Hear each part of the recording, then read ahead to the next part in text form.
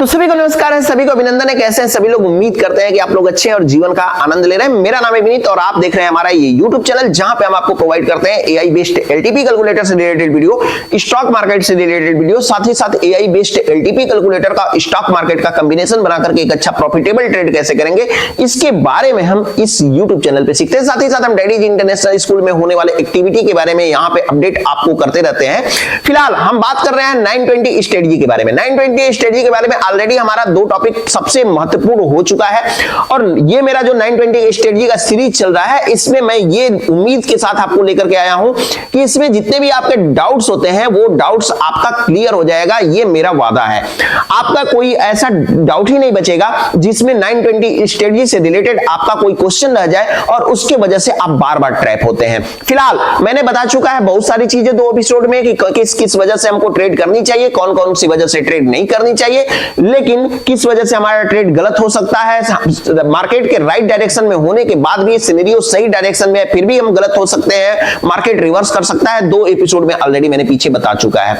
अब हम यहां पे बात करने वाले हैं कि 920 स्ट्रेटजी में कब कब ट्रेड हमको करना चाहिए, कहां से ट्रेड करना चाहिए, कैसे करना चाहिए, किन किन अवस्थाओं में ट्रेड करना चाहिए, साथ ही साथ हमें बाइंग कब करनी चाहिए और सेलिंग कब करनी चाहिए। जब लाइन कम है या ज्यादा है तो उस सिचुएशन में हमको ट्रेड कैसे करना चाहिए। साथ ही साथ हम इसी वीडियो में अभी सीखने वाले हैं कि चार्ट ऑफ एक्यूरेसी 1.0 के डायरेक्शन को इसको फॉलो करना चाहिए कि नहीं करना चाहिए, इससे एडवांटेज और डिसएडवांटेज क्या होंगे, इसके बारे में हम इस वीडियो में सीखने वाले हैं। तो बने रहिए मेरे साथ। चैनल को अभी तक सब्सक्राइब नहीं किया तो चैनल को सब्सक्राइब कर लीजिए, बेल आइकन को प्रेस कर लीजिए, साथ ही साथ अपना वैल्यूएबल कमेंट्स लिखना बिल्कुल ना भूलें।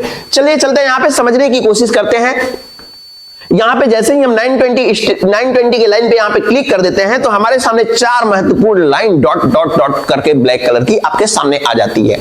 अब यहां पे लाइन आती है मार्केट। अगर देखते हैं, जैसे कि मैं इस वीडियो को जो भी समझाने के लिए लिया हूं, आपका समझाने का, आपको प्रैक्टिस करने का और भी डेट का ले सकते हैं, कर सकते हैं, या आपके पास और भी कोई क्वेश्चन है तो उससे रिलेटेड आप कमेंट बॉक्स में क्वेश्चन कर सकते हैं। लेकिन फिलहाल मार्केट हमारा सेंटर से ओपन हुआ है। सेंटर से ओपन होने के बाद में 920 पे मार्केट आया है और 920 पे कौन सा कैंडल आया होगा? पहला कैंडल, स्वाभाविक सी बात है, 15-5-20 5 मिनट का टाइम फ्रेम आप लगा लीजिएगा। 5 मिनट के टाइम फ्रेम में लगाते हैं आप तो आपको यहाँ पे दिखाई देता है कि एक कैंडल हमारा जो है बीच में ही अटका रहा, दूसरा कैंडल आया, दूसरा कैंडल आने के बाद में तीसरी कैंडल जब आती है, यानी कि पहला कैंडल जो होगा 9:15 से 9:20, दूसरा कैंडल 9:20 से लेकर 9:25 और तीसरी कैंडल हमारी है 9:25 से लेकर के 9:30 के बीच में, यानी 9:30 बजे मार्केट अपने जो है सब एक्सटेंशन ऑफ सपोर्ट पे आया। एक्सटेंशन ऑफ सपोर्ट पे जब मार्केट आता है तो यहां पे क्या होता है कि सपोर्ट हमारा जो होता है, इसको ये चूंकि हमारा है रिस्की, सपोर्ट का मतलब, एक्सटेंशन ऑफ सपोर्ट का मतलब मैंने ऑलरेडी बताया है कि ये रिस्की होता है। तो रिस्की पे आया, यहां पे आकर के क्या मुझे एवरेज करना चाहिए यहां पे कि नहीं करना चाहिए? तो एवरेज हमको यहां पे करना होता है। अगर आप एवरेज करना जानते हैं तो आप रिस्की ट्रेड करें, अगर नहीं जानते हैं तो फिर आप एक्सटेंशन ऑफ सपोर्ट से ट्रेड ना करें, एक्सटेंशन ऑफ सपोर्ट -1 से ट्रेड करें और वहां पे आने के बाद में तब जाकर के आप एवरेज करने की आपको आवश्यकता नहीं है। इसके बाद यहां पे हम देखेंगे तो लगभग अगर हम बोले तो स्टॉप लॉस हमारा बच गया है और बच एकदम, आप देखेंगे प्रॉपर तरीके से कैंडल पे जाकर के, उसको बारे में हम भी बताएंगे कि मार्केट हमारे अगेंस्ट क्यों चला है, इसके बारे में हम लास्ट में हम बताएंगे। फिर इसके बाद में हम यहाँ पे देख रहे हैं कि मार्केट यहाँ पे नीचे ही गया है, कंटिन्यूअसली नीचे ही जाता रहा है, लेकिन एक्सटेंशन ऑफ सपोर्ट पे जब मार्केट सपोर्ट -1 पे आया है तो वहां पे आप देखेंगे कि एक डाइवर्जन का हमको ट्रेड देता हुआ दिखाई भी दिया है। यहाँ पे देखेंगे फर्स्ट वाली जो ग्रीन कैंडल आपको दिखाई दे रही है वो एक डाइवर्जन का हमको ट्रेड जो है दिखाई भी दे रहा है। और यहाँ पे हम बात करते हैं रेड वाली कैंडल्स, जो है लास्ट रेड वाली कैंडल है, जहां से पहले फर्स्ट ग्रीन वाली कैंडल स्टार्ट हो रही है, वहां से देखेंगे तो हमारी स्टॉप लॉस भी हमारी नहीं हिट हुई है और उसके बाद में हमको टारगेट भी मिल गया है। तो सपोर्ट से हमको ट्रेड तो नहीं मिला, सपोर्ट रिस्की होता ही है, सबको पता है। अगर आपने रिस्क लिया होगा तो आप सपोर्ट -1 पे मार्केट गया तो आप वहां से क्या करिए कि आप वहां से ट्रेड करिए और वहां से ट्रेड करने के बाद में आप एक डाइवर्जन बुक करिए, चाहे आप ट्रेड कहीं से कर रहे हैं, आप अगर सेफ जोन में ट्रेड कर रहे हैं तो एक डाइवर्जन का ट्रेड करें, एक डाइवर्जन यानी 50 पॉइंट का आप ट्रेड करें। इसके बाद में यहां पे हमको एक डाइवर्जन मिल गया। अब जब भी हम ट्रेड करें तो हमको एक बात ध्यान देने की जरूरत है। वो बात कौन सी है? जिस भी लाइन पे एक बार हम ट्रेड कर लिए, या मान लीजिए कि हमने ट्रेड नहीं किया और लाइन मार्केट आया है, तो उस सिचुएशन में क्या होगा? मेरे कहने का मतलब यह है कि जिस भी लाइन पे मार्केट टच कर चुका है उस लाइन पे अब ट्रेड करने की कोशिश आप ना करें। कैसे? मार्केट ने सपोर्ट को टच कर लिया है तो नेक्स्ट टाइम से हम सपोर्ट पे ट्रेड नहीं करेंगे। मार्केट सपोर्ट -1 पे आ चुका है तो सपोर्ट -1 पे भी हम ट्रेड नहीं करेंगे। अब हम ट्रेड करेंगे कहां पे? रेजिस्टेंस का वेट करेंगे या रेजिस्टेंस +1 का वेट करेंगे। लेकिन यही आप बात बोलेंगे कि अरे ये तो एलटीपी ब्लास्ट में भी ऐसा ही चलता है। जी नहीं, एलटीपी ब्लास्ट का सिनेरियो दूसरा है।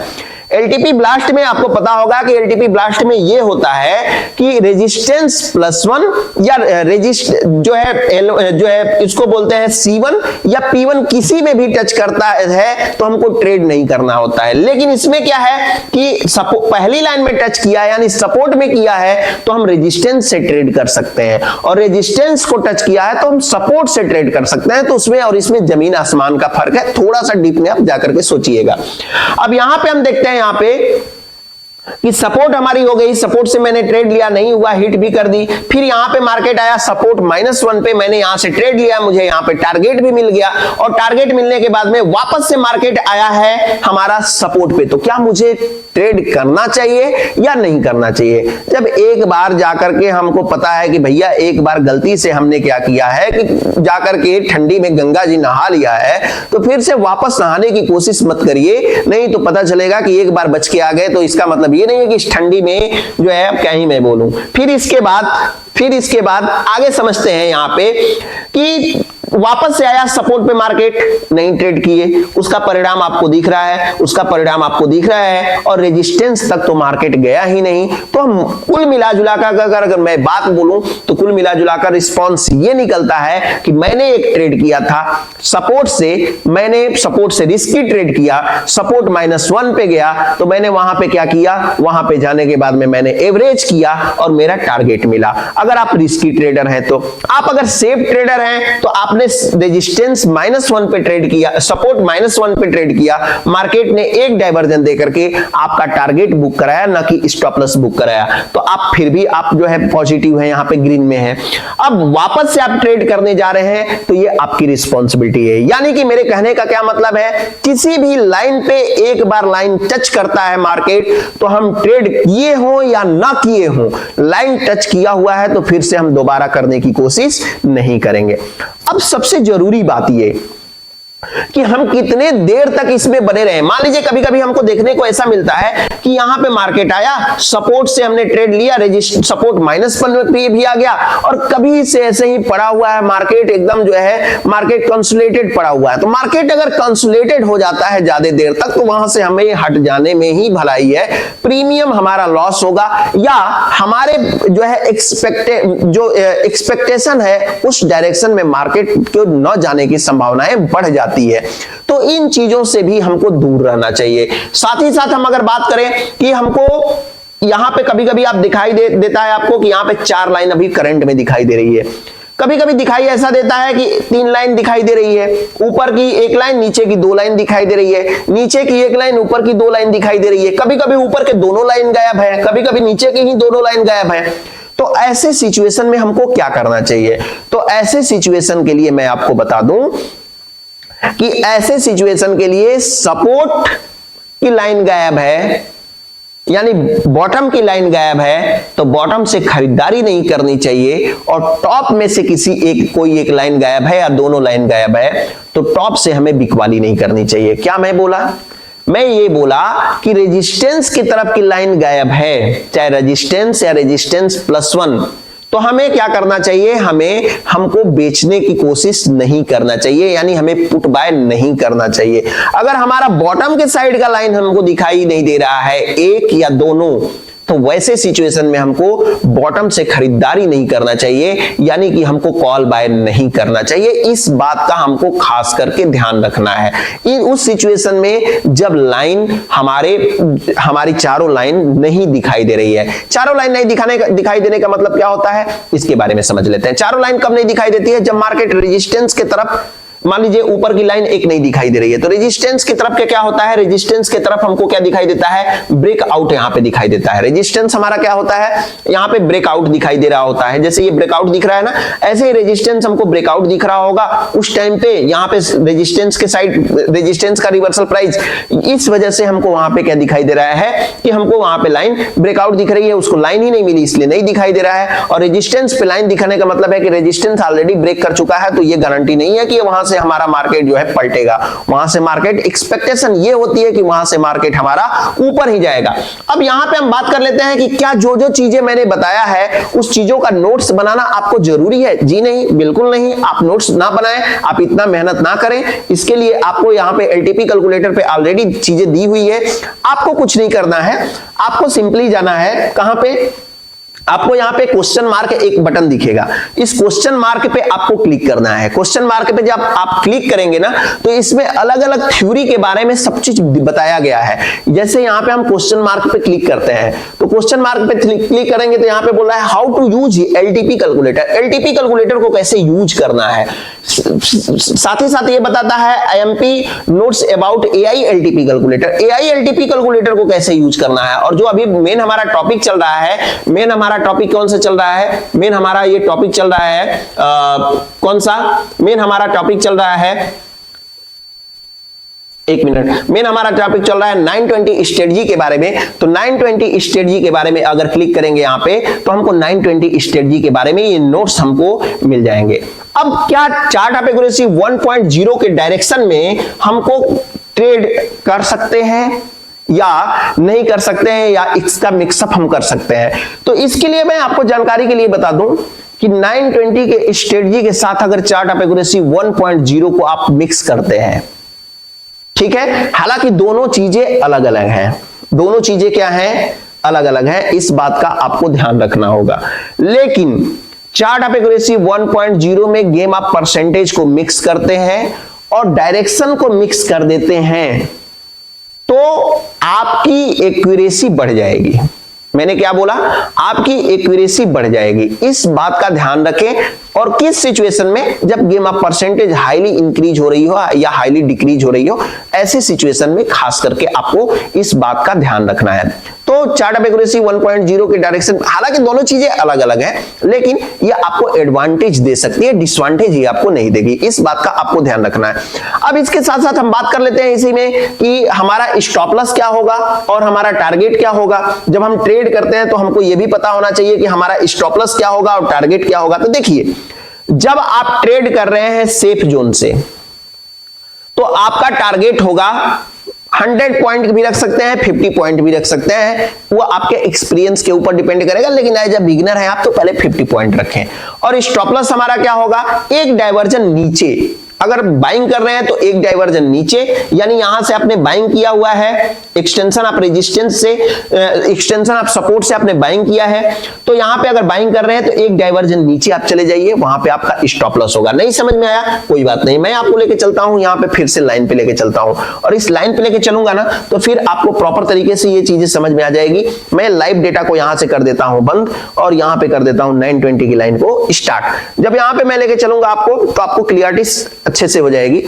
ये देखिए, यहां पे ये जो लाइन आपको दिख रही है, अगर आप नीचे वाली लाइन से ट्रेड कर रहे हैं तो एक डाइवर्जन नीचे 50 पॉइंट नीचे आपका स्टॉप लॉस होगा, और एक्सटेंशन ऑफ सपोर्ट -1 से चूंकि आपने ट्रेड किया है, तो एक्सटेंशन ऑफ सपोर्ट आपका जो होगा वो टारगेट होगा। लेकिन अगर यहीं आप एक्सटेंशन ऑफ सपोर्ट से ट्रेड कर रहे हैं, तो आपका 100 पॉइंट का स्टॉप लॉस होगा और 50 पॉइंट का, सिर्फ और सिर्फ 50 पॉइंट का आपका टारगेट होगा। इस बात का याद रखिएगा। यानी मार्केट जाएगा, सपोर्ट से आपने ट्रेड लिया है, सपोर्ट -1 जाएगा, वहां पे जाके हम एवरेज करेंगे, उसके नीचे जाएगा, तब जाकर के हम स्टॉप लॉस को बुक करेंगे। लेकिन अगर हमने किया हुआ है सपोर्ट -1 से ट्रेड किया हुआ है, तो हम 50 पॉइंट नीचे जाएगा तो ही हमारा टारगेट हो जाएगा। इस बात का हमको खास करके ध्यान रखना है। वही चीज अगर रेजिस्टेंस से मैंने ट्रेड लिया है तो 100 पॉइंट का हमारा स्टॉप लॉस होगा, 50 पॉइंट का टारगेट होगा। 50 पॉइंट जब हमारे अगेंस्ट जाएगा तो हम वहां से एवरेज करेंगे, और 50 पॉइंट अगर हमारे अगेंस्ट जाएगा तो वहां से हम क्या करेंगे, स्टॉप लॉस को बुक करेंगे। लेकिन हमारा टारगेट क्या होगा, जब चूंकि हम रिस्की ट्रेडर हैं तो हमारे पास 100 पॉइंट का स्टॉप लॉस है और 50 पॉइंट का टारगेट है। लेकिन अगर हम सेफ ट्रेडर हैं तो हमारे पास क्या है, हमारा ट्रेड जो होगा वो होगा एक्सटेंशन ऑफ रेजिस्टेंस +1 से हम क्या करेंगे, ट्रेड लेंगे, पुट बाय करेंगे, बिकवाली करेंगे, और 50 पॉइंट हमारे अगेंस्ट चला गया और मार्केट ऊपर चला गया तो हम उसमें क्या करेंगे, स्टॉप लॉस को बुक करेंगे। और 50 पॉइंट अगर हमारे फेवर में मार्केट चला, यानी नीचे की तरफ मार्केट गिरा, तो हम वहां पे क्या करेंगे, टारगेट को बुक करेंगे। और ये बढ़ सकता है, ये बढ़ाएगा कौन, चार्ट ऑफ एक्यूरेसी 1.0 बढ़ाएगा, और गेम ऑफ परसेंटेज आपकी जो है इसकी जो है पॉइंट्स को और इंक्रीज कर सकता है। ये चार्ट ऑफ एक्यूरेसी 1.0 का ये क्लेम, मतलब ये जो है फेवरेबल चीजें हैं, इससे हमको एडवांटेज मिलती है। इस बात को आपको खास करके ध्यान रखना होगा। अब मुझे ये बताइए आपकी 920 स्ट्रेटजी में आपने क्या क्या सीखा, क्या चीजें आपको मिस रह गई, कौन कौन सी चीजें आपको कॉम्प्लिकेटेड लगी जो कि अभी नहीं समझ में आई। कमेंट बॉक्स में मैसेज जरूर करिएगा ताकि हम देखें, चीजों को लेकर के फिर से आए, फिर से हम आपको बताने की कोशिश करें कि चार्ट ऑफ एक्यूरेसी के साथ साथ हमारा जो है 920 स्ट्रेटजी में कौन कौन सी चीजें कॉम्प्लिकेटेड है। एआई आपको लाइन ड्रॉ करके देता है, ये लाइन कैसे आया इसके बारे में भी आप सीखे होंगे प्रॉपर तरीके से। फिर हम आते हैं एक नया एपिसोड लेकर के, एक नया वीडियो लेकर के। फिलहाल चैनल पे बने रहिए, चैनल को सब्सक्राइब कर लीजिए, बेल आइकन को प्रेस कर लीजिए, और ऐसे ही नए नए चीजों का आनंद लेते रहिए। फिलहाल आज के लिए इतना ही, फिर मिलते हैं हम आपसे एक नए एपिसोड के साथ में, एक नए वीडियो के साथ में। तब तक के लिए आप सभी लोगों को हमारे तरफ से नमस्कार।